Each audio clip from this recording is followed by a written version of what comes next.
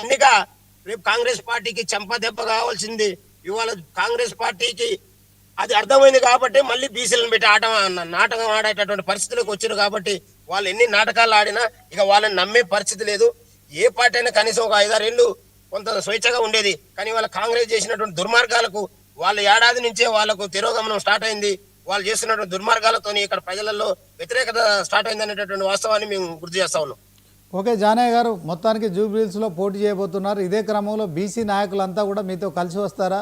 ముఖ్యంగా ఆర్ కృష్ణయ్య లాంటి వారు మరి గత 30-40 సంవత్సరాలుగా కూడా బీసీల కోసం మరి పోరాడుతూనే ఉన్నారు. అదే క్రమంలో ఆయన బీజేపీ పార్టీలో ఉన్నారు. మరి తీన్మార్ మల్లనేమో తెలంగాణ టీఆర్పీ పార్టీ పెట్టుకున్నారు, రాజ్యాధికార పార్టీ.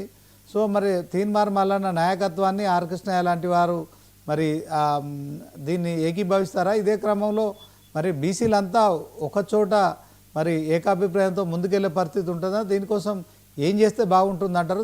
బీసీల హక్కుల కాపాడడానికి చెప్పండి.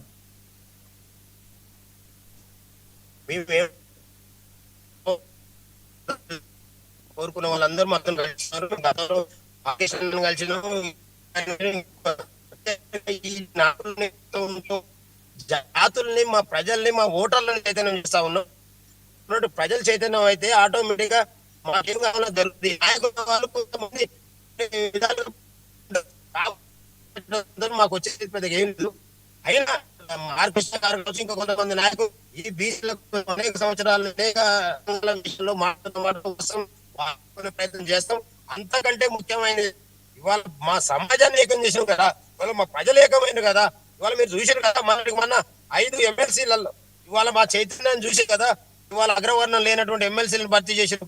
మా దగ్గర ప్రసన్న హరికృష్ణని మేము అంటే 2 నెలల్లో మేము బీసీ చైతన్యంతో నిలబెట్టుకుంటే 3,000 ఓట్లతో ఓడిపోయిందంటే నైతికంగా మేము గెలిచినాం కదా. కోట్ల అధిపతుల చేతుల మీద మా కనీసం బూత్ లెవెల్ కార్యకర్త ఉంటే మా సమాజం ఎంత ఫాస్ట్ గా అడ్వాన్స్ అయిందో మీరు ఒకసారి ఆలోచించారు. అంటే మా ప్రజలు చైతన్యమైన కాబట్టి ఇవాళ మల్క కొమరయ్య గారికి పార్టీకి సంబంధం లేకుండా మేము డిసైడ్ చేసిన మా బీసీ బిడ్డని వాళ్ళు గెలిచిండే కదా.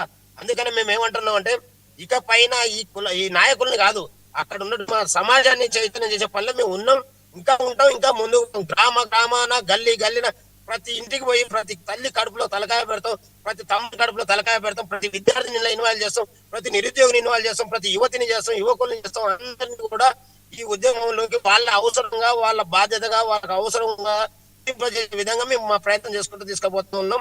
ఆ తర్వాత మా గాలిలో వీళ్ళంతా కొట్టపోతారు, మూసీలో చెత్త చెదరం కొట్టుకున్నట్టుగా ఈనాడు ఈ రోజు మళ్ళా మండలిలో చెప్పిండు నేను మళ్ళీ చెప్తా ఉన్నా, 20 మీరు నోట్ చేసి పెట్టుకోండి. ఈ అగ్రవర్ణ పార్టీలు వాళ్ళకు డిపాజిట్.